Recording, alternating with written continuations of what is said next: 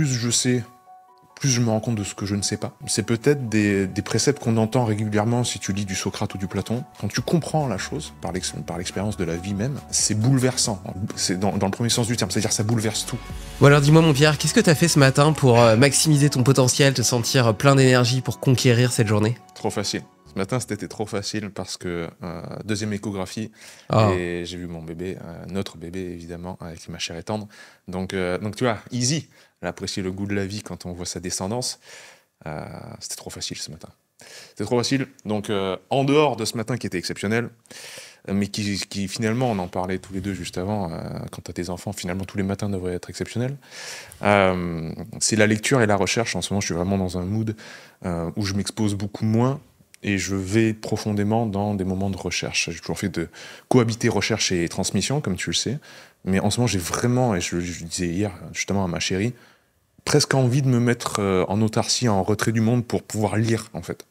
Donc voilà, je suis dans ce mood-là actuellement et ça me nourrit véritablement. Ouais. Tu sais, tu as fait partie des premiers invités de Limitless dans la saison 1, donc c'était il y a 4 ans. Sous les cigales. Tu parles de ces recherches. Est-ce qu'il y a eu des changements de paradigme, vraiment des changements de vision qui sont intervenus ces 4 dernières années? Des choses dont tu étais convaincu et maintenant tu as fait un virage un peu à 180 degrés et remis en perspective ce que tu croyais être un savoir? Énormément. Là, pour tous te les citer, ça va être compliqué. Tu as pu les voir et les observer sans doute, puisqu'on s'est côtoyés toutes ces années-là. Le regard qu'on porte sur le monde, la définition des termes, qu'est-ce que c'est la réalité, la différence entre la réalité et la vérité. C'est la compréhension de ce qu'est véritablement un esprit scientifique, l'importance du doute et de notre incomplétude, le fait que plus je sais, plus je me rends compte de ce que je ne sais pas. Voilà, tout ça c'est peut-être des préceptes qu'on entend régulièrement si tu lis du Socrate ou du Platon, mais quand tu le comprends, et il y a une grande différence entre savoir et comprendre, quand tu comprends la chose, par l'expérience de la vie même, c'est bouleversant, en fait. C'est dans le premier sens du terme, c'est-à-dire ça bouleverse tout. C'est un gros coup sur une table où il y a de la vaisselle, quoi. Ça casse tout, tes croyances, etc. Et ça change, ça te permet de faire le sacro-saint pas de côté, qui change l'angle, en fait. Tu as toujours cru que c'était un rond, et en fait, tu te mets sur le côté, en fait, c'est un cylindre. Voilà, c'est vraiment de cet ordre-là. Et donc, la teinte, la couleur que tu portes, en tout cas que ton regard porte, change. Et ça, c'est très fort, quoi. C'est changer de paire de lunettes. Donc, ce genre de réalisation comme ça, il y en a eu beaucoup, voilà, durant les 4 ans. Ce qui est amusant avec la science, c'est que quand tu t'y intéresses, tu cherches le savoir. Tu cherches potentiellement des certitudes, comprendre des choses, etc. Alors que le propre de la démarche scientifique, c'est la recherche. Et pour rechercher, il faut partir du principe que tu sais pas. Parce que si tu sais déjà, il y a rien à chercher. Donc c'est assez paradoxal et en même temps, c'est difficile à gérer, je trouve, parce que notre cerveau est toujours en train d'essayer de trouver un monde de cohérence. Et c'est difficile de se dire que d'un côté, on te dit que cette tomate, elle est super bonne parce que il y a des polyphénols, etc., des lycopèdes, machin. Et puis que de l'autre, potentiellement, il y a des oxalates et que finalement, en fait, elle est pas si bonne que ça. Et j'ai l'impression que... Tu connais le paradoxe du choix de Bernie Schwartz? Oui. Et donc, il dit dans une conférence TED qui est absolument incroyable, il veut acheter un jean et puis en réalité, il passe des heures à comparer tous les jeans possibles, leur fonctionnalité, le tissu, machin, etc. Et au final, il a l'impression de trouver le jean idéal et puis il l'achète et en fait, il le reçoit et il est bien, mais il a toujours ce doute. Ce doute de se dire que l'autre avec lequel il avait hésité aurait peut-être été mieux. Ouais. Et en réalité, ça le rend malheureux. Et pourquoi c'est un paradoxe? Parce que dans des pays pauvres, à l'inverse, ils souffrent de ne pas avoir ce choix. Et moi, je rentre d'Afrique. J'ai bien vu en Namibie, qui est un pays extrêmement pauvre, ils sont très très loin de ces considérations de se demander s'il y a des oxalates dans les tomates et s'ils peuvent en manger et si oui, en quelle quantité.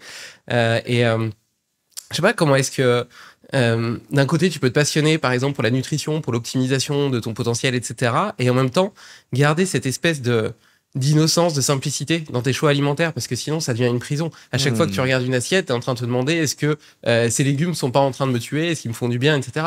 Et on sait à quel point la biologie des croyances, l'effet placebo ou nocebo, va potentialiser et modifier l'interaction que l'aliment va avoir avec notre corps. Donc toi qui passes une grande partie de ton temps à rechercher, comment est-ce que tu navigues dans cette incertitude et dans ces contradictions apparentes? En fait, ma recherche ne se porte que sur moi-même. tout simplement. J'ai la réponse la plus rapide que je pourrais donner, c'est que ma recherche, elle se porte pas sur les objets, c'est-à-dire ce qui se jette en dehors de nous, ce qui se propose à nous de l'extérieur, parce que je ne pars pas de ce paradigme-là. Pour moi, il n'y a pas d'objet à l'extérieur de moi, il n'y a que des liens, des réseaux d'influence entre toi, la chaise, etc. La chaise, elle n'existe pas si tu ne t'assois pas dessus. C'est pas une chaise s'il n'y a pas d'humain pour apprécier que c'est une chaise. La tomate, c'est pareil. Tu prends une forme de vie extraterrestre qui débarquerait sur Terre maintenant, il appellerait pas ça une tomate. Il pourrait même pas la manger, peut-être. Tu vois? Donc en fait, il faut jamais oublier, et c'est sans doute, peut-être, pour revenir à la question que tu m'as posée tout à l'heure, le plus gros changement de paradigme que j'ai eu, c'est de tout le savoir qu'on accumule ex vivo, en dehors du vivant, n'a pas de sens, en fait. Il faut toujours le replacer dans le contexte de l'expérience de première main. C'est un être humain qui vit ça. C'est un être humain qui va mettre le gene. Donc le gene en lui-même n'a pas de caractéristiques propres par essence. La tomate, elle n'est pas antioxydante par essence. C'est les réactions avec le corps humain, donc la réaction avec quelqu'un qui mange la tomate, qui va faire émerger des propriétés antioxydantes. Et tout change quand tu réfléchis comme ça. Donc en fait, je ne réfléchis plus en tant que analyse. Analyse, ça veut dire décontextualiser. Je ne décontextualise plus les choses. Je les place toujours en contexte, et quand tu places en contexte, tu réfléchis sous forme de networking, donc de réseau. Tu vois les choses sous forme de map. Et dans une map, dans les réseaux, ce qui importe, c'est les liens qui lient les nœuds, donc toi à la tomate, toi à la chaise, toi à ce micro, toi à moi, et pas le nœud en lui-même qui n'existe pas par essence. Okay. Donc ça change tout. Et pour revenir à l'innocence, pour moi, la personne qui capture le mieux l'innocence dans le monde, et c'était relevé par Joe Schaback, qui est un chercheur que j'aime énormément en intelligence artificielle, qui disait « Celui qui a le mieux saisi la spiritualité humaine, c'est Hayao Miyazaki. » Miyazaki qui fait des films du studio Ghibli, que tu connais peut-être, Princesse Mononoke, Voyage de Chihiro, etc. Et qui a travaillé sur Heidi, un très vieux dessin animé. Bref. Miyazaki, il dépeint toujours des enfants un peu héros, une petite fille, un petit garçon, etc., dans ses films d'animation, qui sont innocents. Ils sont innocents. La petite fille, elle est innocente, c'est-à-dire qu'elle fait des choses sans s'apercevoir qu'il peut y avoir des conséquences fâcheuses pour elle-même, mais elle les fait pour un bien commun. Notre engagement dans Féroce, c'est ça. C'est-à-dire, on s'en fout en fait des coups qu'on va prendre. Ce qu'on fait par rapport à proposer une nourriture qui est exempte de mauvaises choses et plein de bonnes choses, est plus important pour nous que nos petites personnes, en fait. Donc, et ça, quand tu regardes un Miyazaki et que tu vois une petite fille qui veut sauver le monde en oubliant complètement qu'elle quitte sa maison, et on regardait ça la dernière fois, encore une fois, avec ma chérie, et on se disait, mais le petit garçon ou la petite fille, elle quitte sa maison, elle s'en fout complètement, quoi. Elle se dit pas, bon, ma maison et tout, non, ok, je pars sauver le monde. Il y a une innocence comme ça, et ça renvoie en fait à tous les hommes qui sont dans la salle, l'importance de se dire, ça c'est la chose sacrée qu'il faut que je protège. Ça c'est un truc qu'il faut protéger dans l'humanité, l'innocence, tu vois. Le fait de se livrer pour un bien commun. Donc, je m'intéresse plus trop, encore une fois, aux choses qui sont pas vivantes, c'est-à-dire les choses qui seraient dans un paradigme où elles seraient capables d'exister par elles-mêmes en dehors de moi. Je m'intéresse aux vivants. Et je m'intéresse aux vivants, si possible, vis-à-vis des choses qui sont sacrées, et donc spirituelles, tu vois, qui valent la peine de mourir pour ces choses-là. Toi, tu me parlais de ta famille juste avant. Tu m'as dit, non, mais là, j'ai besoin d'être avec ma famille. J'ai annulé tous mes rendez-vous professionnels pour être avec mes enfants. Ça, pour moi, c'est véritablement le message qu'on doit incarner maintenant, où il y en a vraiment besoin dans l'humanité. Ouais, cette notion de lien, au final, de lien avec son environnement, mais aussi de lien avec les autres. J'ai l'impression qu'elle a pris un caractère particulièrement déterminant ces dernières années chez toi. Tu as été à l'initiative d'ailleurs du groupe des Nakama, où tu nous as réunis ensemble. La première fois, tu nous as invités à passer une semaine chez toi, simplement parce que tu disais que tu avais envie de créer ta tribu. Mais tu vois, tout le monde en rêve un petit peu de cette tribu, mais qui met des actes en face et puis est force d'initiative et de leadership pour la voir se révéler et exister. Et donc, tu as été le précurseur et le moteur de ce groupe. Et maintenant, tu commences à l'étendre. Pour le nouvel an, tu as proposé à ce qu'on ramène nos familles, nos mères, etc. Et tu vas bientôt être papa. Comment est-ce que tu as appréhendé cette évolution dans ton lien à l'autre? J'ai la sensation que, tu vois, tu peux te passionner par ton sujet, par ta recherche, etc. et peut-être te couper un petit peu du monde tellement obsédé par ta volonté de le comprendre. Et justement, par ta volonté de le comprendre, tu t'en éloignes et tu t'en sépares. Alors que là, que ce soit par l'exemple de l'alimentation, du lien à l'autre ou de la paternité qui va arriver, j'ai l'impression qu'au contraire, tu cherches à l'observer en étant intriqué. J'aime beaucoup tous les termes que tu viens d'utiliser. Premièrement, merci pour ces si gentils mots, mais tu sais, moi je suis avant tout humble par rapport à ces situations-là qui sont nouvelles, et surtout, je me laisse inspirer par des personnes comme toi, qui cumulent des initiatives aussi fortes que tout ce que tu fais. Enfin, je sais pas s'ils se rendent compte, les gens en fait qui regardent ça, parce que tu me donnes toujours la parole aux autres, mais enfin, tu continues encore de m'inspirer pour tout ce que tu fais, voilà, vraiment. Voilà, le fait que tu reviennes de l'autre bout de la planète là pour un exploit sportif et personnel, le fait que tu sois un papa, le fait que tu transmettes autour de ton podcast des événements, etc. Tout ça, j'ai réuni en effet dans ce groupe des Nakama, de Jérémy à Steve en passant par Slim et les autres, que des gens qui m'inspiraient comme ça, c'est-à-dire que je regardais comme des héros modernes. Voilà, s'il y a un conseil à donner aux personnes qui regardent ce podcast, c'est entourez-vous de personnes dont vous avez l'impression qu'ils sont meilleurs que vous, sur plein d'aspects. Ça, c'est une élévation mutuelle qui est très très forte. D'un côté, je m'inspire des bonnes choses qui sont faites par les gens que j'aime.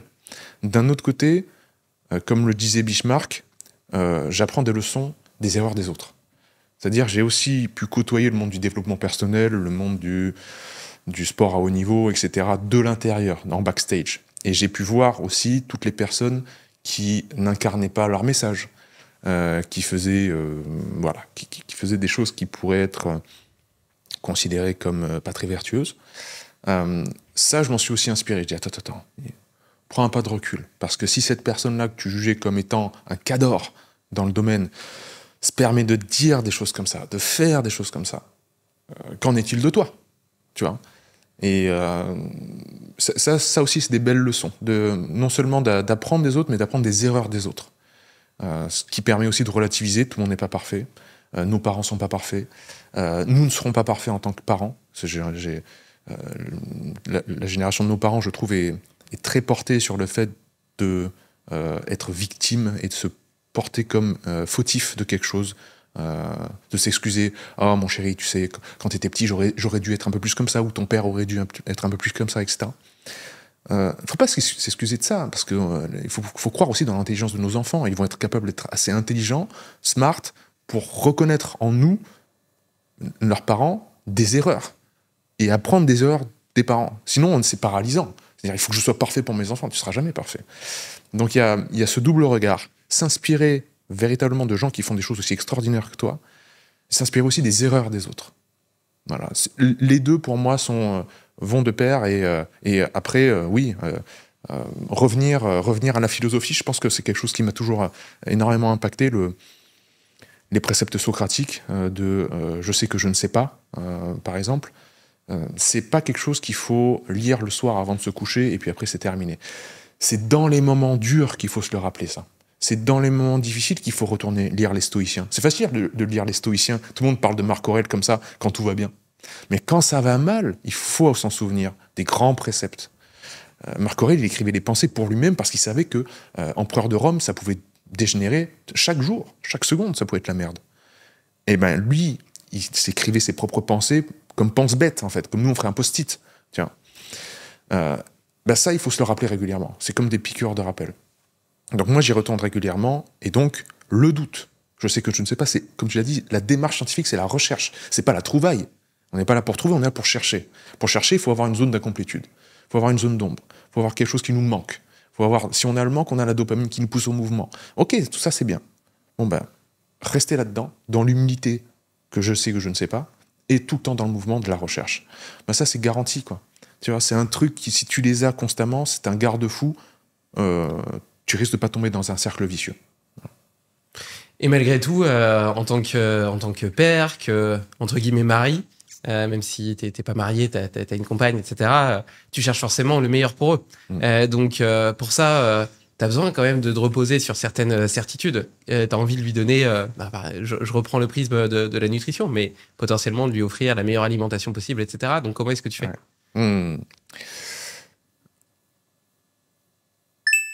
Comment ne pas tomber malade en hiver? 3 hacks puissants. 1. Optimiser ta consommation de zinc avec des aliments comme les abats et les huîtres. 2. Nettoyer tous les matins ta muqueuse nasale avec un outil comme le Rhino Horn et une solution saline. 3. Te supplémenter en vitamine D et en biotique immunité d'Unae qui associe les bêta-glucanes avec un postbiotique pour stimuler ton système immunitaire. Comme toujours, tu bénéficies de 10% de réduction avec le code LIMITLESS. Tu vois, c'est la même question en fait, qui te dirait ok, tu frottes la lampe d'Aladin et t'as un génie qui sort et t'as 3 vœux. Qu'est-ce que tu lui demandes? C'est un peu ça, tu vois. Parce que là, en fait, tu me dis, ok, vas-y, si t'as l'opportunité de faire les choses parfaitement, pourquoi tu les fais pas parfaitement? Mais qu'est-ce que ça veut dire parfaitement? Est-ce que t'as pas envie que tes enfants aussi fassent leur erreur et trébuchent pour mieux se relever? Tu vois? Est-ce que tu vas enlever toutes les difficultés de la vie? Ben non. En fait, j'ai envie qu'il regarde McDo, qu'il aille goûter au McDo, et j'ai envie que de lui-même, il fasse la réflexion, ça c'est de la merde. Et je préfère manger un steak féroce, pour nous faire de la pub une énième fois. J'ai envie de ne pas enlever le chemin. Et en fait, c'est ça les parents, je pense que les parents, c'est souffler dans les voiles, pas conseiller, mais rassurer, pousser à l'expérimentation, ouvrir le champ des possibles au maximum. Et en fait, c'est tout. Parce que si on se met dans la position inverse, on se replace en tant qu'enfant, on voulait juste que nos parents nous disent « Vas-y, mon petit, c'est bien », et pas plus, en fait. Pas « T'as pas le droit de faire ci, t'as le droit de faire cela, ça c'est bien, ça c'est mal ». Non, me dites pas, en fait. J'ai envie de découvrir moi-même, mais aidez-moi à me sentir assez en confiance pour le faire. Donc voilà, c'est tout. C'est tout. Après, c'est donner un maximum de bagages intellectuels, lui montrer ce que c'est la curiosité, l'humilité, etc. Le pousser à l'autonomie de la pensée, c'est-à-dire à formuler lui-même ou elle-même les mécanismes de la pensée, à réfléchir par elle-même. Et puis après, je pense qu'on est bon. Je te rassure, je pense qu'entre un steak McDo et un steak féroce, il n'y aura pas photo. D'ailleurs, il y a des commentaires clients, notamment d'un enfant qui a dit que c'était le meilleur steak de l'univers. Et c'est un enfant, je crois, peut-être de 12 ans qui l'a dit. Ouais, c'est bon, on a gagné. Et tu sais, donc Lucie, ma fille aînée, je lui donne que de l'eau à la maison, il n'y a pas de sirop. Et donc, une fois, elle était invitée chez des amis, ils lui ont servi un verre d'eau avec du sirop. Elle a bu une gorgée, elle a dit, mais c'est dégueulasse, tu vois. En fait, naturellement, même en les laissant faire leurs propres expériences, quelque part, j'ai l'impression qu'il y a une espèce de calibrage, que ce soit de leur pensée ou même de leurs capteurs gustatifs, olfactifs, etc., qui fait que naturellement, ils sont plus attirés par des bonnes choses. Pareil, une fois, elle a mangé un cookie, elle a commencé à manger au début, shoot de dopamine, etc. C'était super. En plus, il y a peut-être un peu de neurones miroir, désir mimétique en voyant ses copains qui adoraient. Puis en réalité, à la moitié du cookie, elle a arrêté parce qu'elle en pouvait plus, c'était trop sucré, tu vois. Magnifique. Et par contre, à l'inverse, parfois, elle a fait un petit goûter d'anniversaire à la maison. Et Constance avait fait une espèce de gâteau, mais tu vois, à base de bananes et tout, sans sucre ajouté, tu vois. Et elle est super contente, elle a mangé sa part. Et en fait, tous les autres enfants, ils arrivaient et ils voyaient leur assiette de gâteau. Tu voyais qu'ils étaient super excités à l'idée de manger. Et puis ils en mangeaient une bouchée. Et là, grosse déception. Il y a moins de sucre dans le Kinder, hein, ça c'est sûr. Et du coup, ils l'ont pas terminé. Ouais. Y a un truc qui est assez intéressant, je trouve, avec le vivant, c'est que j'ai la sensation que la vie s'épanouit toujours à la marge entre l'ordre et le chaos. Et d'un côté, on peut lire que c'est important d'avoir que l'être humain est un être d'habitude, routinier, de se coucher à la même heure, de se lever à la même heure, de manger le midi à la même heure. Et d'un autre côté, il y a peu de chances qu'on ait eu au cours de l'histoire de l'évolution une régularité aussi grande. Et je reprends encore le prisme de la nutrition parce que d'une part, je le trouve passionnant et en plus, je trouve qu'il est très évocateur. Tu vois, aujourd'hui, on est capable d'optimiser la quantité de protéines qu'on mange tous les jours, etc., de telle sorte à avoir cette linéarité dans notre alimentation. Alors que très probablement, tu sais, par exemple, un capteur, il devient de moins en moins sensible au fur et à mesure qu'il est exposé, évidemment. Donc, potentiellement, ça aurait peut-être plus de logique de manger pendant 2-3 jours peu de protéines et puis après de manger 10 steaks féroces, tu vois. Et si on va un petit peu plus loin et qu'on essaie de tirer un lien entre une approche plus ancestrale et une approche plus moderne, aujourd'hui, on est capable, par des bilans sanguins, d'objectiver des carences en certains micronutriments. Et donc, on se dit naturellement que si on était capable de combler toutes ces carences, eh bien, les gens iraient mieux. D'ailleurs, j'ai reçu des invités sur le podcast qui travaillent avec des athlètes olympiques et ce que je dis là est plutôt vrai. C'est-à-dire que chez eux, dans les études, etc., on montre que que ce soit en termes de récupération, même si on pourrait débattre sur ce terme, en termes de prévention des blessures, du surentraînement, etc. Et ben, le fait de fixer de façon fonctionnelle les carences majeures des sportifs a tendance à améliorer leur performance et leur capacité à performer aux Jeux Olympiques.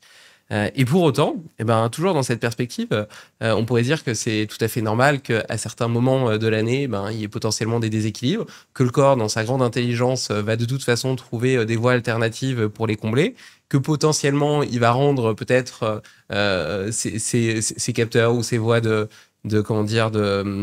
ces canaux, etc., plus sensibles au passage de tels micronutriments et donc mieux les assimiler. Et qu'en réalité, en essayant de suppléer l'intelligence de l'évolution par la chimie, eh bien, on court-circuite le corps et on le rend de moins en moins capable, justement, de faire face à cette variabilité. Donc, j'ai une petite idée sur ton parti pris sur le sujet, mais je trouve que c'est intéressant parce que, malgré tout, tu vois, on a quand même la chance de vivre dans une société qui a fait des bonds énormes en connaissances scientifiques, en analyse, en complémentation, etc. Donc, comment tu te positionnes par rapport à ces deux voies qui semblent opposer, celle de la nature plutôt ancestrale et puis celle de la modernité qui chercherait à fixer parfaitement et à optimiser le corps un peu à la Brian Johnson? Ouais, bien sûr. Humilité, comme je disais la dernière fois, je sais que je ne sais pas, revenir à des choses qui sont essentielles. Si je maîtrise pas tous les termes que j'emploie, je revois à la baisse mon niveau d'interventionnisme. C'est-à-dire, ce que tu me dépeins là, c'est est-ce qu'on doit intervenir dans le processus régulateur du vivant ou pas? Est-ce que je prends un complément ou pas? Est-ce que je change les habitudes ou pas? Est-ce que j'empêche le corps de faire sa propre autorégulation ou pas, etc. Et dans ce que je comprends de plus en plus, ce processus dynamique-là qui est en interrelation avec tout le reste, il est extrêmement complexe et fin. Et en effet, c'est difficile de savoir si tu vas causer plus de tort que de mal, ou que de bien. Donc pas simple, évidemment. J'entends bien entendu qu'une carence, ça existe. Ça, c'est sûr. Et qu'on peut la combler. Donc, de moins en moins, moi, je me positionne en tant que conseiller ou quoi que ce soit. J'essaye de faire ouvrir les yeux aux gens sur leurs habitudes, en fait. Que ce soit mental, physique, les habitudes de comment je mange, comment je parle, comment je dors, tout le reste, pour voir si on peut pas bouger les curseurs et que la personne ne puisse pas ouvrir elle-même les yeux, en fait, sur ces choses-là. T'as dit quelque chose qui est très fort, et j'ai mis longtemps, et je continue à en prendre la mesure. La vie s'exprime d'autant mieux à la frontière entre l'ordre et le chaos. Il y a quelque chose qui se passe dans les surfaces d'échange avec notre environnement. Tu vois, au niveau de la peau, au niveau des mains, au niveau des doigts, au niveau des cheveux, au niveau des muqueuses, tout ce qui est en contact avec ce qui semble ne pas être nous, l'environnement, le milieu, la niche écologique, comme disaient Maturana et Varela, notre environnement proche, quoi, a besoin de complexité, et cette complexité, généralement, s'exprime par des fractales, c'est-à-dire par l'itération d'une seule et même forme. Tu prends la muqueuse intestinale, c'est des gros doigts, des entérocytes qui forment des grosses villosités. Tu zoomes, tu as la même villosité, mais toute petite, et tu zoomes encore, c'est la même villosité, mais c'est encore plus petit, donc on dirait juste un poil, etc., etc., etc. Et en fait, c'est la capacité qu'a le vivant de faire une surface d'échange presque infinie. La fractale, c'est ça, en fait, ça permet presque l'infini dans un espace fini. Sur une surface finie, tu fais naître la notion presque d'infini, qui est normalement impossible. Incroyable. Juste pour l'échange entre un individu incarné et son milieu. Donc tu maximises cette zone d'échange. Et en fait, la théorie du chaos, c'est pour ça que tu utilises ce terme-là, parle de ça. C'est partie de la topologie, donc des formules mathématiques d'itération de Mandelbrot. Topologie, ça veut dire justement mettre sous forme visuelle des formules mathématiques. Et c'est là où on a découvert les fractales. Et quand tu étudies la théorie du chaos, et que tu regardes comment est organisé le vivant, et que tu vois qu'il y a des fractales partout, etc., tu commences à te dire, il y a des choses, en fait, dans le questionnement qu'a un être vivant de son environnement, qui fait penser à ça. Le questionnement, ça veut dire quoi? C'est quand un bébé il touche un objet, il se questionne. Dire, est-ce que la poêle, elle est chaude? Waouh, elle est chaude. Il retire une signification de l'action incarnée. Okay, mais le questionnement, c'est aussi le questionnement qu'on entend verbal. Je pose une question au monde. Tu vois. Et en fait, le sens que tu vas en retirer, la signification, dépend toujours de la forme qu'a la question. De la manière que j'ai de toucher la poêle, la manière que j'ai de prendre un objet, la manière que j'ai de formuler une question. Tout dépend de ça, en fait. Et je reviens, hein, je sais que je suis chiant avec ma sémantique, mais je reviens sur ça. C'est-à-dire que la tomate en elle-même, les propriétés, les analyses sanguines, tout ce qu'on a construit en fait sur le matérialisme du XXe siècle, dont les enfants sont les analyses sanguines par exemple, pour moi c'est plus ou moins caduque en fait. Il faudrait presque ne plus y penser, ne plus en parler. Je sais que c'est dur, parce qu'on veut normaliser les choses. L'être humain il a besoin de cette fixité, d'un socle rigide pour pouvoir s'élever. Donc, il recherche toujours, par le principe d'énergie de Carl Friston, qu'il exprime très très bien, il recherche toujours à minimiser l'incertitude. Donc pour minimiser l'incertitude, je vais mettre des normes. Et puis, même toi, tu sais, dans le mouvement, demain, on fait une journée féroce avec les gens du board. Et je vais vous faire bouger. Et on va parler de ce mouvement-là. C'est-à-dire que l'expression de la force, elle se fait par le fait de stabiliser la structure. Tu sais très bien que tu n'arriveras pas à être aussi fort en faisant un pistol squat, un squat sur une jambe, que si tu mets tes 2 jambes au sol. Tu le sais, instinctivement. Mais c'est ça, en fait. Tu pourras pousser beaucoup plus lourd sur un bench press qui est guidé sur une Smith machine que à barre libre. Stabiliser la chose, ça te permet de mieux projeter dans le futur, de réduire l'incertitude et d'avoir de la force, en fait. Donc on recherche cette force-là. Mais je pense qu'il ne faut pas baser, en fait, notre certitude sur des choses qui sont ex vivo et qui sont sans cesse changeantes. Si ça change tout le temps, c'est pas stable. Et ça, on le prend comme stable par une entourloupe de l'esprit mental. On nous a dit que c'était stable. C'est pas stable. Ça change tout le temps.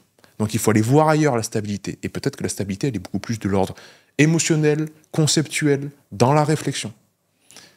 De l'ordre de l'amour-propre, par exemple.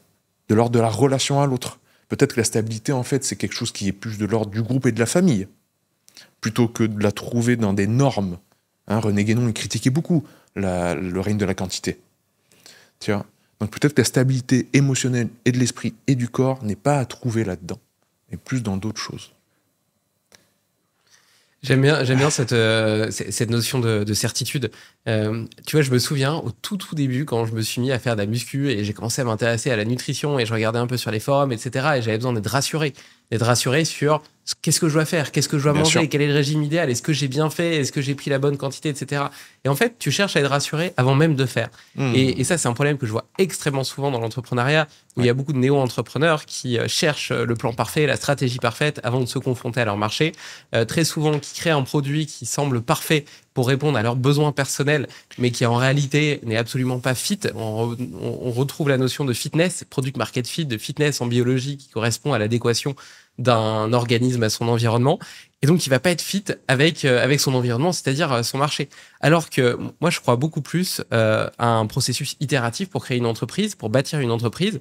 Et donc, c'est la confrontation au marché qui va générer des problèmes. Et les problèmes, loin d'être quelque chose à rejeter, sont en réalité des cadeaux qui te donnent des opportunités de progresser parce que en les résolvant, eh bien, tu bâtis petit à petit le mur de ton entreprise qui va être de plus en plus gros. Et en fait, t'en as toujours, parce que dès que t'en règles un, le goulot d'étranglement se déplace un petit peu plus loin et donc t'en as un nouveau à régler jusqu'au moment où peut-être, si t'en as plus, c'est que ton marché est trop petit et puis que t'as capté tout ton marché. Et donc à ce moment-là, ton nouveau problème, c'est de réfléchir à comment est-ce que t'élargis ce marché, etc. Mais donc au final, t'en as toujours un. Et ce processus itératif, empirique, j'ai l'impression que c'est celui qui est le plus digne de sagesse, de progression, d'apprentissage. Et c'est applicable à la nutrition. Tu vois, on dit beaucoup que la nutrition est quelque chose d'individuel. Il dépend de ton terrain génétique, mais aussi de la façon dont tu as été alimenté pendant les 1000 premiers jours de ta vie, des virus, etc., auxquels tu vas être confronté au cours de ton existence, de tes croyances. On revient à la biologie des croyances, et donc ce que tu penses sur le gluten, etc. Et ce que tu penses est lui-même modifié par ce que tu as lu, mais aussi les conversations que tu as pu avoir, les podcasts podcast que tu as écouté, le bruit courant des médias dont tu penses qu'il n'a pas d'importance parce que tu n'es pas forcément d'accord avec, mais qui malgré tout crée une espèce de bruit de fond, tu vois, qui modifie quand même l'expression de tout ça. Et donc au final, on arrive à quelque chose d'extrêmement complexe et donc potentiellement, on doit chacun avancer sur notre propre chemin et malheureusement, ou heureusement d'ailleurs, parce que le chemin est magnifique, il n'y a pas de raccourci. Parce que le raccourci te fait perdre justement cette individualisation. Et donc là, je l'ai cité pour l'entrepreneuriat, je l'ai cité pour la nutrition, mais en réalité, c'est vrai pour absolument tout. Est-ce que, parce que on philosophe un petit peu et probablement que certains de nos auditeurs cherchent quand même des réponses, tu vois, par rapport à leur volonté d'exprimer leur plein potentiel. Est-ce que tu as une sorte de canevas ou de modèle qui te permet d'observer ta propre relation avec ton environnement, ta propre relation avec le vivant et de l'analyser, de la comprendre avec le regard potentiellement le plus neutre possible, dont il y a aussi des enseignements. Tu parlais tout à l'heure des stoïciens et tu disais, bah oui, mais ça sert à rien de lire le soir. Ce qui est intéressant, c'est de savoir comment est-ce que ces préceptes à la fois résonnent en toi et puis surtout résonnent dans l'action, donc dans le mouvement. Le canevas, ça va être l'introspection. Ça va être l'outil ultime pour moi, c'est l'écriture. Tu sais que j'en parle beaucoup, mais si vous êtes véritablement en recherche justement d'une forme de vérité, comme on l'a dit, je vous apprends rien, et on le répète depuis tout à l'heure en filigrane, vous ne trouverez jamais. C'est-à-dire, ce qui est beau, c'est justement que le chemin n'a pas de fin. Ce qui est donc pas beau, on pourrait dire, ce qui est moche, ce qui est contre le vivant, c'est le raccourci. C'est de priver le chemin à une personne. Tout ce qui vous promet d'aller plus vite, de gagner du temps, tout ça, mettez ça à la poubelle, une bonne fois pour toutes. Parce que ce qui est beau dans la vie, c'est qu'on chemine, c'est qu'on nous propose des aventures. Et le fait que vous cheminiez, dans l'entrepreneuriat par exemple, comme tu l'as très bien dit, va faire émerger le problème qui va vous rendre résilient et qui va vous faire progresser et vous faire aboutir au bon produit qui va être de toute façon modulé au fil du temps, moduler votre offre, etc. Et vous deviendrez un bon entrepreneur, comme vous deviendrez un bon papa, comme vous deviendrez, etc., etc. Dans les aventures de la vie, c'est le chemin qui compte. Le chemin, il se fait en cheminant, comme disent les philosophes. Mais en biologie, on sait ça aussi. C'est-à-dire que c'est l'action qui nourrit la perception. Je prends toujours cet exemple de l'expérience avec les groupes de chatons qui sont élevés dans le noir. Normalement, un groupe de chatons qui est élevé dans le noir devient aveugle à l'âge adulte. Eh bien, ceux qui sont actifs quand la lumière s'allume dans la pièce développent le système visuel. Ceux qui restent passifs, ne bougent pas, restent aveugles. Pourtant, ils ont la même expérience. La lumière s'allume pendant 20 minutes par jour. La lumière s'allume. On pourrait se dire, ça va enclencher leur système visuel. Eh bien non. S'il n'y a pas d'action incarnée, la perception n'est pas nourrie par l'action. Okay ? On prend toujours qu'on perçoit le monde de manière passive. La perception, c'est quelque chose d'actif. Okay ? Donc il faut rester actif pour faire émerger le sens dans l'univers, dans le monde qui nous entoure. L'entrepreneuriat, c'est vrai. Tout ce que tu as dit, c'était vrai. Le canevas, moi, que je vais utiliser donc par rapport à ça, c'est en période d'incertitude, et nous, on est tout le temps en période d'incertitude, quand il faut prendre un choix, et nous, on est tout le temps en train de prendre des choix, il faut se couper du bruit. Taleb disait, si vous devez prendre un choix en période d'incertitude, ne lisez plus les journaux. Voilà. Là, le monde, il est chamboulé par plein de choses. Trump qui est élu aux États-Unis, tout chamboule, tout bouge tout le temps. Vous savez même plus quoi manger. Ah, il y en a un qui a dit la vitamine C c'est important, l'autre il dit il faut manger des légumes. Les carnivores disent non, mangez pas de légumes. Qu'est-ce que je fais, tu vois ? Si vous prenez un choix, vous devez prendre un choix, et qu'il y a l'incertitude partout, commencez par couper le bruit. Ça, c'est mon canevas, si tu veux. Si tu veux, ma frame de travail, c'est ça. Le matin, je suis tout seul avec mon café et ma feuille blanche, et je gratte du papier. Et puis, je lis surtout des trucs qui n'ont pas été écrits cette année ou l'année dernière par un influenceur qui a sa grosse tête de youtubeur sur la couverture. Non, je vais lire des livres qui ont vraiment un bagage, qui ont impacté, peu importe le domaine qui vous intéresse. Si je lis un livre d'un sportif, je veux que c'est le meilleur entraîneur. Lisez Ben Bergeron, par exemple, dans le CrossFit. Si je lis un livre sur la musique, je veux que ce soit écrit par le plus grand des compositeurs. Si je dis un livre de science, je vais pas lire le livre du youtubeur qui vient de sortir. Je veux lire le livre de Fritjof Capra sur la pensée systémique. Mandelbrot que j'ai cité pour la théorie du chaos, ou James Blake pour la théorie du chaos. Je vais voir ce qui a été écrit il y a 50 ans, parce qu'il y a eu des révolutions dans ces domaines-là, et les gens ont eu des prix Nobel pour ça. Mais si vous ne les connaissez pas, vous allez vous faire balader dans le domaine scientifique. Et c'est idem pour l'architecture. Tu veux construire ta propre maison, tu vas lire le plus grand bouquin d'architecture, tu vois. Donc coupez le bruit. Ne commencez pas à regarder les vidéos YouTube d'influenceurs si vraiment vous êtes en période d'incertitude. Utilisez l'outil de l'écriture, de l'introspection, et revenez à vous-même. Comme on l'a dit au début de ce podcast, le sens est enacté par le chemin, par le fait même de cheminer. Vous allez comprendre vous-même, pas la tomate, pas les antioxydants, vous-même. Il n'y a rien de plus important de comprendre son propre mode d'emploi. Mais ça passe pas par le bruit, puis regarder des vidéos YouTube. Je dis vidéos YouTube, on est tous les deux en train de faire des vidéos YouTube, donc je nous tire une balle dans le pied, mais c'est des choses qui sont super en termes d'inspiration. Tu vois, moi aussi, je regarde des vidéos sur YouTube. Mais si j'ai vraiment envie de faire un travail introspectif, je vais pas mettre une vidéo de développement personnel. C'est pas le bon moment. Je vais prendre le temps de regarder au fond. Mais d'en prendre le temps, il y a prendre le temps. Les gens, malheureusement, c'est leur ressource numéro 1 qui n'est plus là. C'est-à-dire, du matin au soir, il y a quelque chose. Il y a les enfants le matin, déposés à l'école, le travail, etc. Donc, premièrement, dégager l'espace-temps qui va permettre ça. Et dans cet espace-temps, une fois qu'il est là, même si c'est 10 minutes, c'est pas grave, donnez-moi 10 minutes. Mais 10 minutes de vrai silence, de vraie écriture et d'introspection. Et la différence, je l'ai évoqué la dernière fois avec Jérémy, c'est quoi la différence selon toi? Je vais te poser la même question que j'ai posée à Jérémy. C'est quoi la différence selon toi entre le fait de réfléchir, le fait d'avoir des pensées, et le fait d'écrire? Parce qu'on se peut se dire, une introspection, ouais, je vais fermer les yeux et puis je vais faire une introspection, tu vois. Bah, le fait de l'écrire, tu prends de la distance vis-à-vis de tes pensées. C'est comme si elles étaient extérieures à toi et ça te permet de les observer. Voilà, c'est ce que m'a dit Jérémy, donc évidemment c'est très très juste. Tout d'un coup, elle se matérialise devant toi. Donc il y a un truc d'externalisation qui est très puissant.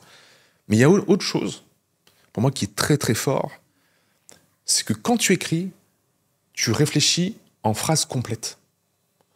Quand tu penses, t'es tout le temps bombardé par un bout de phrase, et puis après t'as un morceau de musique, tu sais, que t'as entendu dans la journée qui pop.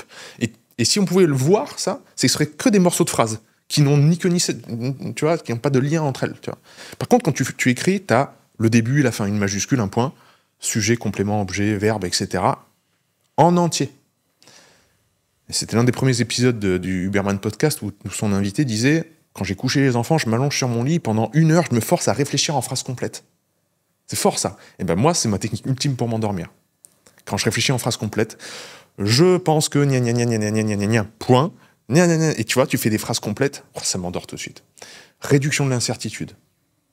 Tu vois, quand je commence le début de la phrase, je sais la fin, j'anticipe la fin. Donc tu réduis tout le temps la projection, la différence entre l'observation et la projection. Donc tu réduis l'incertitude, ça calme le cerveau. Tout ça pour dire que l'écriture, c'est très puissant. Et ça permet de rassurer l'esprit humain qui est, comme tu l'as très bien dit, cherche toujours une stabilité, à être rassuré, etc. Commencez à vous rassurer quand vous êtes avec vous-même. Ça va être une telle puissance après que vous serez en paix avec vous-même, comme dirait Franceschi dans son éthique de samouraï moderne. Et par contre, on ne sera jamais en paix avec le monde extérieur, parce qu'il y aura toujours des injustices à combattre. Mais tant que vous n'êtes pas en paix avec vous-même, que vous pouvez passer du temps dans le silence avec vous-même, ça va être compliqué de prendre des choix. T'imagines ?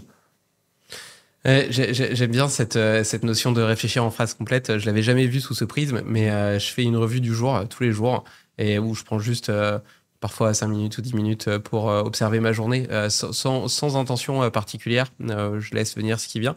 Et j'en remarque que c'est une pratique qui est extrêmement libératrice parce que c'est comme si elle me permettait de mettre des points sur des pensées, des actions en cours, etc. Et donc justement de modifier, d'organiser ce brouhaha. On reparle de cet équilibre entre l'ordre et le chaos. Et ben, ma journée est par essence en mouvement et donc chaotique.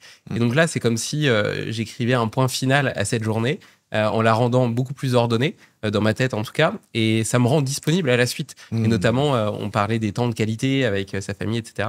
D'ailleurs, par rapport au feedback, tu vois, en tant que papa, pardon. C'est pas évident de savoir si tu fais les bons choix, surtout au début quand tu fais des choix qui sont peut-être différents de ceux de tes parents. Tu peux être emprunt au doute, qui, à mon avis, est déjà une bonne chose. Donc, je pense que si tu doutes justement et que tu te poses la question de savoir si tu es un bon père, tu es peut-être probablement sur le bon chemin pour en être un. Exactement. Et maintenant, j'en parlais avec ma femme hier, et puis notre fille aînée, elle a 4 ans, et puis je lui disais, voilà, il y a plein de raisons pour lesquelles on est extrêmement fiers de la façon dont elle se comporte, dont elle interagit avec le monde, avec sa sœur, avec nous, avec les autres élèves. Et tu vois, et tout ça, en fait, c'est des feedbacks concrets. Donc, j'en reviens dans cette logique d'essais-erreurs, d'itération, etc. Là, tu vois, je pouvais pas trouver à l'avance le bon modèle, tu vois. Mais on a sans cesse testé, itéré. S'il y avait une situation de conflit ou quelque chose qui nous allait pas, on en a discuté ensemble pour essayer de voir comment est-ce qu'on pourrait la faire adhérer au cadre. Parce qu'en réalité, je pense que un enfant, enfin moi en tout cas, j'ai jamais eu envie d'avoir une relation descendante avec ma fille. Je voulais pas qu'elle m'obéisse par la peur, mais parce qu'elle comprenait, elle adhérait au cadre. D'autant plus que tu t'aperçois que très tôt, l'enfant veut faire partie de la communauté. Toi, ton réflexe, c'est de la mettre dans sa chambre avec ses jouets pour qu'elle vive dans son monde d'enfant, mais elle, son seul désir, c'est de faire partie de ton monde et de t'aider. Et quand tu comprends ça, tu t'aperçois que bien souvent, si il y a un conflit, s'il y a quelque chose qui fonctionne pas correctement, c'est lié à cette volonté de faire partie de la communauté et cette difficulté de l'intégrer. Et donc, vis-à-vis d'une directive, parce que je dis pas qu'il faut pas avoir de cadre. Tu vois, moi, j'ai grandi à certains moments sans cadre et ça m'a poussé après à chercher les limites, et potentiellement dans des comportements qui sont dégradants. Donc, je pense que le cadre est important, mais qu'il faut faire adhérer l'enfant au cadre. Et donc, souvent, si j'y arrive pas, je me dis que c'est moi qui suis pas assez intelligent et qui n'ai pas trouvé la bonne méthodologie pour ce faire. Et donc, après, on en discute avec Constance et puis on teste des stratégies. Puis parfois, tu en as une qui marche. Tu vois, par exemple, je sais pas, elle veut pas se laver les dents. Et puis tous les soirs, c'est la croix et la bannière pour aller lui faire se laver les dents. La première fois, tu lui expliques le fonctionnement des dents, des petites bêtes qui vont aller attaquer ses dents et faire des trous de dents, etc. Bon, tu t'aperçois que ça marche un petit peu, mais pas tant que ça. Donc tu dis c'est bien, au moins je lui ai apporté un peu de pédagogie, un peu de compréhension, mais visiblement c'était pas efficace. Et puis après, tu vas sur Google Images, tu montres des photos de dents explosées d'enfants qui ont des caries. Et là, par contre, tu t'aperçois que ça marche nickel et que maintenant, c'est elle qui demande pour aller se laver les dents parce qu'elle veut pas avoir des dents comme ça.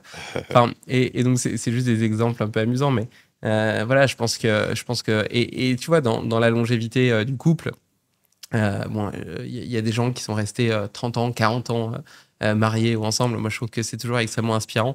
Et moi, j'ai que 10 ans d'historique avec ma femme, mais le fait est que j'ai l'impression que mes relations précédentes, je suis parti du haut de la montagne et puis après, ça fait que descendre. Et avec elle, je suis plutôt parti du bas de la montagne et ça fait que monter. Et l'un de nos secrets, c'est qu'on communique et on parle beaucoup l'un avec l'autre. Donc on en revient quand même à cette notion justement d'interaction avec l'environnement, d'itération, d'essais-erreurs, d'exploration. Et au final, c'est peut-être une clé qui fonctionne un petit peu pour tout, que ce soit pour l'alimentation, les relations humaines, l'amour, la paternité, l'entrepreneuriat. Et voilà, chercher moins de certitude, justement, accepter que le doute fasse partie de notre vie. Et c'est clair que c'est pas évident parce que, tu vois, tu disais tout à l'heure, tu parlais de cette naïveté dans les personnages. Et l'innocence, voilà, effectivement. Et l'innocence, c'est dur parce que on a tendance à polariser toutes nos décisions. Et le cerveau est comme un organe de prédiction. Donc, le moindre de nos choix, il va... D'ailleurs, tu vois, tu parlais de mon exploit, entre guillemets, dans le désert. Il n'y a pas de guillemets. Le dernier jour, à un moment, j'avais déjà fait 240 km, tu vois, j'étais quasiment arrivé. Et j'arrive au dernier checkpoint, il me restait plus que 12 km. Ce jour-là, j'en ai déjà couru 80 par 55 degrés. J'avais bu 14 litres d'eau, pour te dire. Mais je souffrais tellement. Et en fait, et donc en sortant du checkpoint, alors qu'il me reste que 12 km, je m'effondre en pleurant, quoi. J'en pouvais plus. Et parce que mon cerveau était en train de réfléchir. Je regardais mon temps à la minute, mon temps au kilomètre, qui était évidemment ralenti par la douleur, etc. Et je voyais que je mettais 10 minutes, 11 minutes à faire 1 kilomètre. Et je me dis, putain, ces 12 kilomètres, ils vont me prendre 2 heures. Et me dire que je vais encore souffrir 2 heures comme ça, ça me semblait insurmontable. Alors qu'en réalité, si je me concentre juste sur le pas d'après, juste sur les 2 minutes qui viennent, c'est OK, tu vois. Ouais. Donc, très souvent, j'ai l'impression que ce qui nous inhibe, ce qui nous empêche d'avancer avec avec bonheur sur le chemin de la vie, c'est cette tendance à polariser nos décisions et à pas voir la vie comme un jeu, tu vois. À oublier cette notion qu'on est incarné dans un corps pour jouer au grand jeu de la vie. Et donc, tu vois, comme un jeu vidéo, merde, on est là pour s'amuser, tu vois. Et au final, je sais pas, peut-être rien n'est grave. Je sais pas d'où vient cette tendance à croire qu'il y a autant de risques à vivre. Punaise. J'interromps ce podcast pour te parler de la certification Pharos. Il s'agit d'un QR code présent sur chacun de nos steaks Pharos composés de viande et d'abats. Il permet de garantir la valeur environnementale, le bien-être animal et la densité nutritionnelle. En le scannant, tu accèdes aux analyses micronutritionnelles et profils d'acides gras oméga 3, mais aussi aux photos de l'élevage et aux engagements de l'éleveur en faveur de la biodiversité et de la séquestration carbone. Plus d'infos sur pharos.food. Je sais pas si je vais arriver à fournir une bonne réponse à tout ça, mais le fait de polariser les choses en bien ou en mal, en gauche-droite, etc., ça vient apparemment, selon les anthropologues, du fait qu'on a une main gauche et une main droite. Ah ouais ? On a ambidextre. Ouais, tu chopes à droite ou tu chopes à gauche. C'est aussi bête que ça, mais le mode de saisie, on en vient toujours ça. La manière que tu as de questionner le monde, donc ton mode de saisie, va te fournir la réponse. C'était le problème de la mesure en physique quantique. Le problème entre Bohr et Einstein, la grosse engueulade, ou en tout cas le conflit qu'il y a eu et toute l'interprétation de Copenhague, c'est pas qu'on regarde la nature en tant que telle quand on regarde comment se comportent les électrons et les photons, etc. C'est qu'on regarde la manière que l'on a de parler de la nature. C'est comme si on avait oublié qu'on regardait la nature à travers un instrument. Et l'être humain a tendance à faire ça, à se mélanger à son outil, quand il a suffisamment d'itérations. Par exemple, la voiture. La voiture, au début, c'est un truc énorme, tu as peur de passer les vitesses, tu contrôles pas l'accélérateur, etc. Et tu jauges mal les distances. Impossible de faire un créneau. Et au bout de 2 ans, la voiture, c'est toi. Tu sais au centimètre près si tu vas toucher la voiture de devant, même si c'est un angle mort. C'est-à-dire que ton cerveau, par l'outil, devient la voiture, pardon. Incroyable, ça. Et oui, ça c'est complètement fou. Pourtant, on le sait. Ouais. Tu vois. Donc c'est une intelligence qui est directe. Et c'est le problème de la mesure en physique quantique. C'est-à-dire, au bout d'un moment, les physiciens, ils regardaient avec leurs outils de mesure les électrons, pensant qu'ils voyaient vraiment les électrons. Non, vous voyez ce que vous dit le microscope. Et vous voyez aussi, et vous vous rendez plus compte que le microscope aussi, sans doute, influence les champs dans lesquels baigne l'électron. Et que c'est pour ça, en fait, que de temps en temps, c'est une onde, de temps en temps, c'est une bille et qui ressemble à un électron. Mais en fait, vous vous rendez plus compte que vous influencez tout ça. Et pareillement, le gars qui regarde les étoiles par le télescope, au bout d'un moment, il pense vraiment voir les étoiles. Non, toutes les lentilles, elles déforment, elles captent certains spectres lumineux, etc., etc. On oublie tout ça. Et c'est pour ça aussi qu'on oublie qu'on regarde le monde à travers des yeux. Et que les yeux, le système visuel au fond du cerveau, là, il reconstitue une image. Et que les couleurs sont différentes pour toi et pour moi. Et c'est pour ça que beaucoup de gens disent n'est conscient qu'une simulation. Nous vivons dans une simulation qu'engendre le cerveau, obligatoirement. Et c'est pour ça que nous sommes conscients. Bref. Donc, je sais pas comment tu pourrais formuler ta question fondamentale par rapport à tout ce que tu soulevais, mais je pense qu'il faut qu'on revienne à des choses plus profondes et moins en surface par rapport à notre propre analyse et analyse du monde. Vraiment, mais on le voit, on le voit revenir, mais tant qu'on reviendra pas aux fondamentaux de l'expérience incarnée de nous-mêmes, là, le fait qu'on soit chacun des individus qui éprouvent le monde, on va se faire balader par les dogmes, en fait. Parce que, par manque de stabilité interne, on en revient à la stabilité, on va chercher la stabilité à l'extérieur. Un dogme, une idée préconçue. La tomate, c'est bon pour la santé. Aujourd'hui, on parle beaucoup de tomates, et elles nous ont rien fait. On les aime, ces pauvres tomates. Mais, tu vois, tu vas trouver quelqu'un qui te propose un dogme qui te va bien, et tu vas t'y accrocher. Parce que toi, tu n'en avais pas à l'intérieur. Il y a une instabilité. Et c'est pour ça que je disais, en période d'instabilité, s'il faut prendre des choix, coupez le bruit. Parce que le moindre bruit va être saillant pour vous, et vous allez le prendre pour vous rassurer et faire de la stabilité, pour avancer dans la vie. Donc, créez cette stabilité en vous, comme tu as su la créer en toi quand tu étais dans le mal, véritablement, dans ta course, là, qui restait 12 km, ok, c'est quoi mes points de stabilité ? Sur quoi je raccroche mon esprit pour être fort ? Ah bah tiens, ma famille et mes enfants, etc. Ouais. Si je pense aux 12 km qui me restent là, ça va être terrible.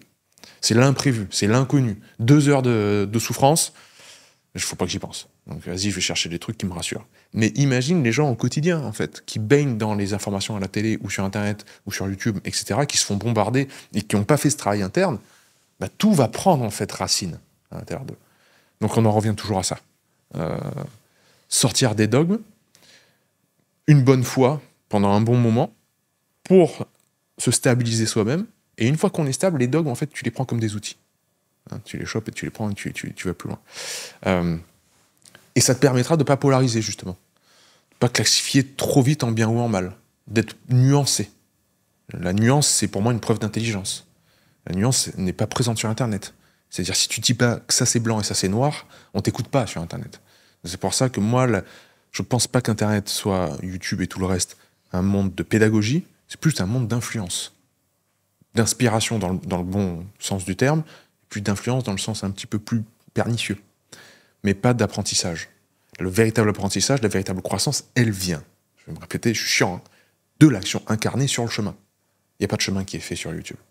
Pourtant, j'en ai fait des vidéos sur YouTube, hein, mais je pense que ça vient du fait d'expérimenter par soi-même le savoir pour en faire de la connaissance. Et comme ça, on ne polarise pas. Avant l'action, comme tu le dis, les entrepreneurs, ils veulent savoir, avant de me lancer, tu vas faire toutes les checklists possibles et imaginables, et toi, tu es le premier à dire, mais non, ça va venir de l'itération et du feedback. La pensée systémique que met en exergue des chercheurs comme Fritjof Capra, qui est vraiment l'héritière de la cybernétique, de l'intelligence artificielle, etc., c'est le principe même de feedback. C'est-à-dire, ça nous a ouvert les yeux sur le rétrocontrôle. Une action en cascade va venir, au bout du compte, nourrir la source et modifier la source. Et c'est le principe même d'épigénétique, en fait. Ça vient nourrir la source. Mais tant que tu n'es pas dans l'action, il n'y a aucune nourriture de source en feedback. Hein. Donc tu ne te changes pas de l'intérieur. Tu n'apprends pas, en gros. L'apprentissage, tu te rappelles le triptyque dans le centre de l'Hormèse, c'était ça. C'est que les erreurs comptent, qu'il y ait un feedback clair et qu'il y ait des interactions claires avec l'environnement. Aussi simple que ça, en fait. Mais si tu n'as pas ça, si te manque l'un des trois dans le triptyque, il n'y a pas de croissance. Il n'y a pas d'apprentissage. Et il y a des jugements de valeur avant l'action. Ça c'est bien, ça c'est mal. Lui il est méchant, lui. On ne fait pas preuve de nuance. C'est terrible envers les autres. On ne fait jamais preuve de nuance. Ah, c'est son caractère, lui c'est un connard, tu sais. Ah, lui il est jaloux. Ah, lui il est machin, etc. Alors quand tu parles de toi-même, tu es capable de toutes les nuances du monde. Ah ouais, j'ai mal dormi. Ah ouais, aujourd'hui je me sens pas bien, etc. Alors les autres, par contre, c'est noir et blanc. Hein. C'est terrible.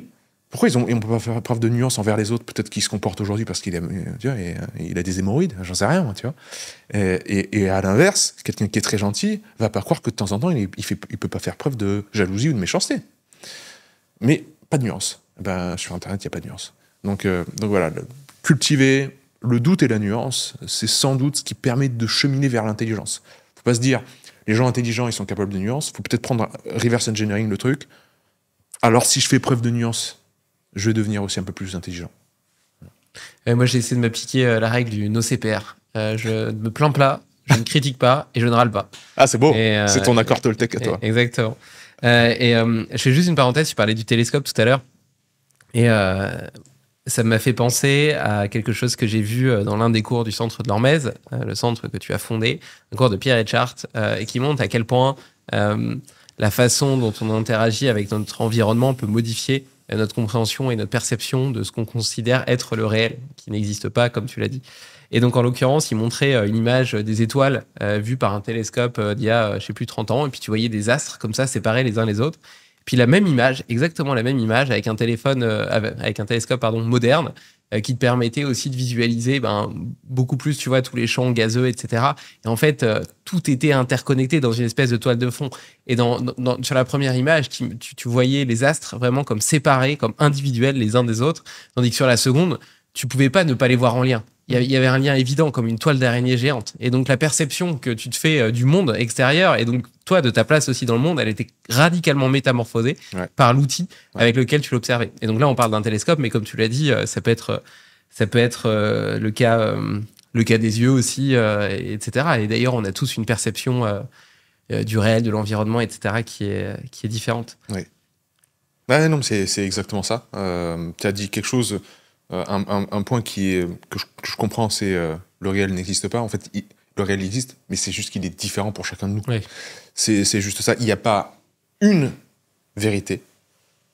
Il y a des réalités qui dépendent évidemment de notre mode de saisie. Et le mode de saisie, c'est un autre mot pour dire l'outil que tu utilises pour lire le monde. C'est vrai qu'une chauve-souris ou un dauphin un système qui capte les ondes, par exemple, les ultrasons, etc., ne voit pas le monde comme nous. Un chien, il voit en quadrichromie, 4 couleurs. Nous, c'est trichromie. On ne peut même pas essayer d'imaginer ce que ça veut dire. C'est comme si je prêtais un attribut de vitesse à une couleur. En fait, ton cerveau n'arrive pas à comprendre. On ne sait pas comment un chien voit le monde. Pourtant, si tu as un animal de compagnie, si tu as un chien, et je sais que tu en as un, on lui prête toujours des comportements humains. Oui. C'est-à-dire tout le temps, on pense qu'il pense comme nous. Oui. Il est gentil, il est méchant. Arrêtez de projeter. C'est pas possible de faire ça. Donc, tu as un anthropomorphisme qui est énorme par rapport aux choses de la vie, où on prête des attributs comme la conscience, comme des trucs qui sont profondément humains, à ce qui n'est pas humain. Donc, tout ne se vaut pas. Dans un monde où on essaie de tout aplanir, tu vois, que tout le monde a la même identité, que tout le monde a le droit de changer de tout, etc., de tout devenir, tu vois, on a tous les droits. Non, tout ne se vaut pas. Il y a des caractéristiques qui sont propres à chacun. Il y a une individualisation qui est très importante de s'incarner en tant qu'individu. Parce que c'est très facile après de tomber dans l'autre chose, c'est-à-dire tout est un. Quand tu regardes au télescope et que tu vois que tout est interrelié, alors nous ne sommes qu'un. Et donc l'individu s'efface. Non, non, ça ne veut pas dire ça. C'est pas on est en train de dire que tout est relié, que nous sommes une seule et même entité. Nous sommes juste en lien les uns les autres. Mais vous avez une responsabilité, c'est d'être vous-même, de proposer au monde ce qui est véritablement authentique. C'est-à-dire qui est véritablement vous-même. Et tant que c'est pas le cas, on baigne dans un monde où vous allez chercher à l'extérieur des attributs pour vous rassurer, mais qui ne sont pas vous.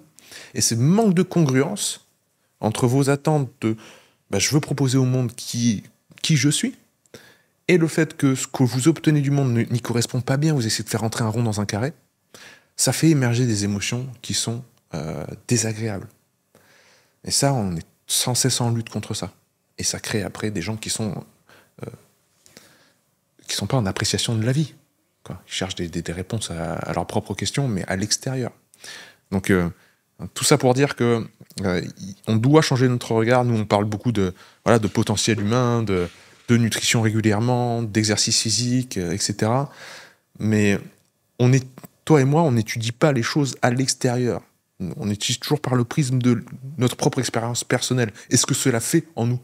Tu es le premier à relater dans tes newsletters « Aujourd'hui, j'ai fait ça, j'ai mangé ceci, il s'est passé ça dans l'aventure féroce. » Et tu nous relates, en fait, et c'est pour ça qu'on aime ça, tu nous relates des choses qui sont profondément vécues de première main. Et c'est ça qui est génial, en fait, qui rend la chose belle. Sinon, si c'était froid, comme une porte de prison une histoire d'une entreprise, tout le monde s'en foutrait.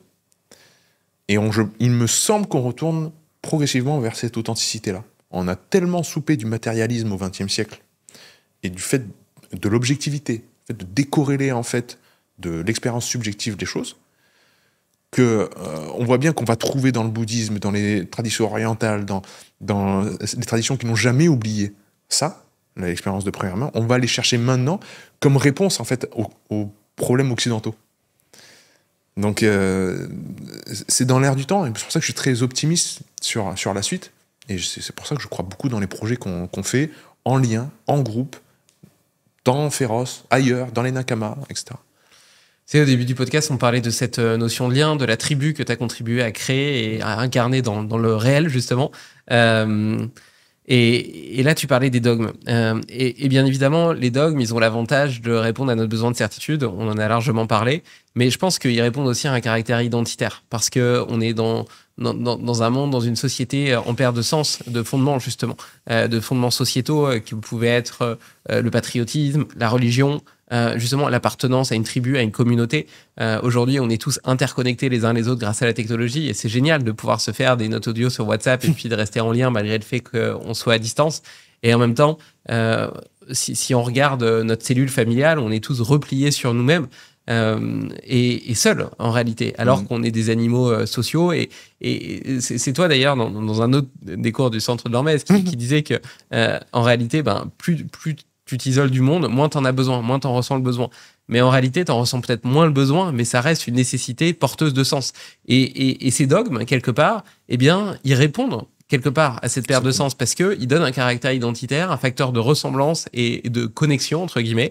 Moi, je dis, moi, je suis cétogène, ou moi, je suis carnivore, ou moi, je fais moi, je suis crossfitter.